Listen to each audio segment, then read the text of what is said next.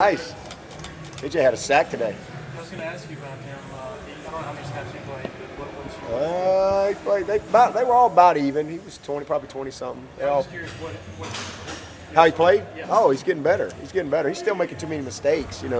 He gives away minuses.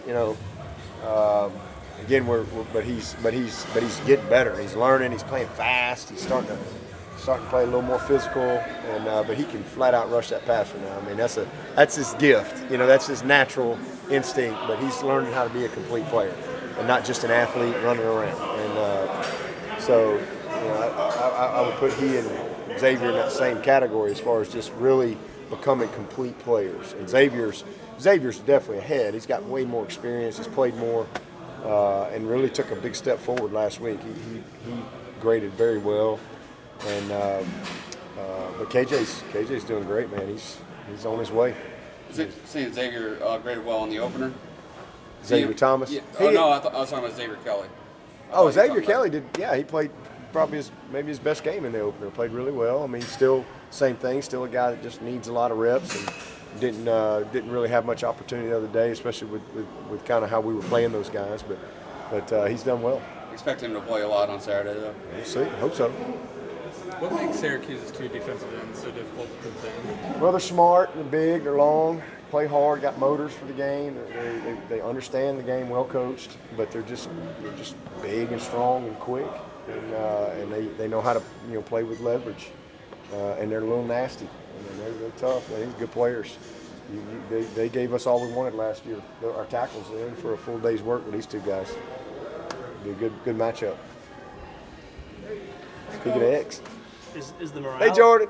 Is the morale of your team this week just night and day compared to what was last year going into those guys after the just emotionally draining yeah, I week? mean, our morale was good. Nothing's wrong with our morale. We're dealing with trauma, and nobody likes that when you're football's a game of routine and structure, and I don't think anybody likes to have to deal with stuff like that. That's our team handled it well, and we had a good week of practice.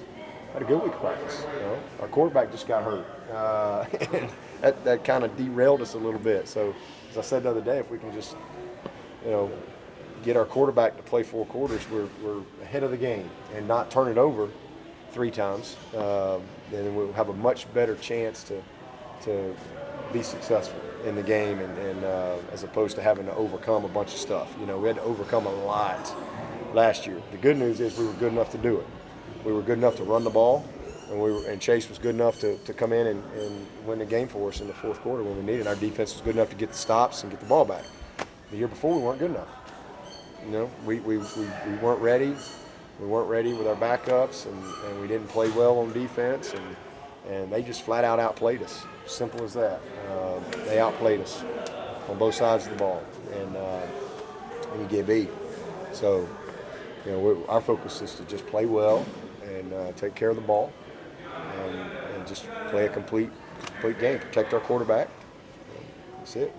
From a mental toughness standpoint, how big was that for you to see XT last week come back at the very next possession after hurting his ankle and then go out there and make a play? Yeah, I didn't know where he was. I didn't even know he was back, to be honest with you, because they carted him off. Next thing I know, he's rolling around the edge, and I went, well, I guess he's okay. So I didn't even know he was back in there until I saw him literally on that play. But it was good to see, because he was in some pretty grimacing pain when I went out there to check on him. But it turned out it just kind of wore off, and he was able to go. I see you, Boothie.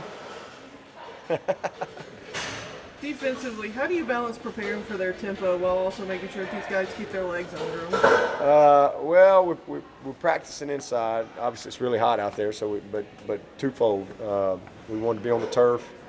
We wanted it really loud, and Bus, I wanted to keep them out of the heat and try to just get them juiced up and ready to go. But the other thing is that's just how we practice. So we did a 2-minute drill today, as fast as we could go, and we do enough good on good. It's one thing when you're going to scouts, but when we go good on good, and we do skelly, we do team pass, we do inside, we do O versus D every day, it's fast tempo, and so that's just kind of our norm. It's something that we really have to make a lot of adjustments. We're a no huddle defense. You know, we don't huddle up, so it's really not that big of an adjustment, to be honest with you. You said that you'll probably stick with DK on punt returns. How much does that place mess with your depth perception on the punts? I played basketball in there, and I know it's you know, weird. it's not that bad because it's a, if I remember correctly, it's kind of a clear roof, like a white or yellowish white roof. So you actually can see the ball pretty good. It's not, but it is different because there's just obviously you're looking at more stuff. But again, we practice in the indoor all the time, catch punts in there all the time. We had specialty today before practice, so just making sure we get enough work in there where you have, you know, you don't have the blue sky or the black sky. You're looking at stuff and finding the ball. So we're fortunate because we do have the indoor. So we can't get a practice, can simulate that. A lot of people don't have an indoor, and so it's hard to simulate that structure. You said you were going to have it ridiculously loud this week. How was Tuesday and Wednesday? How the offense executed it? Today much better. Yesterday was the first day to really crank it up, and we were just average. But it was the first day. We got into kind of getting our plan going and all this and that, and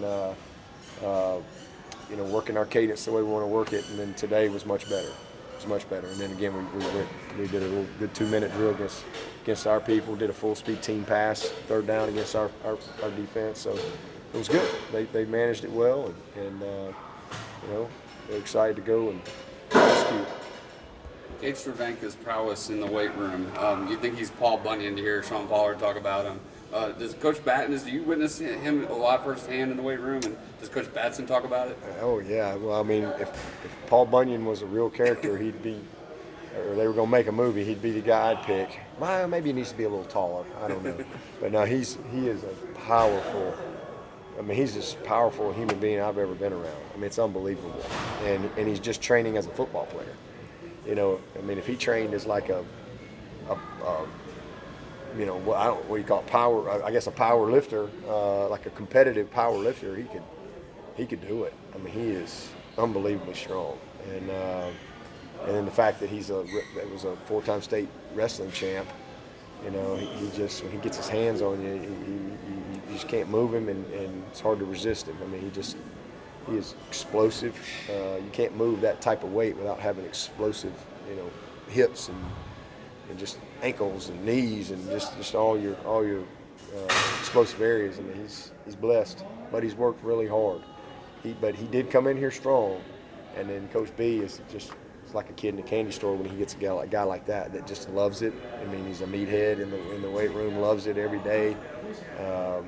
So he has to kind of back him off. You know, we let him go to a certain point, and we go, okay, that's good for a football player. You know, he wants to do something more after that, and so be it. But he's as good as we've ever had in the history of Clemson, and I'm sure it's somewhere in these walls. I think he's all up there. He's got all kind of records. You ask the guy who's the strongest guy on the team, there's no hesitation. It'll be very quick answer.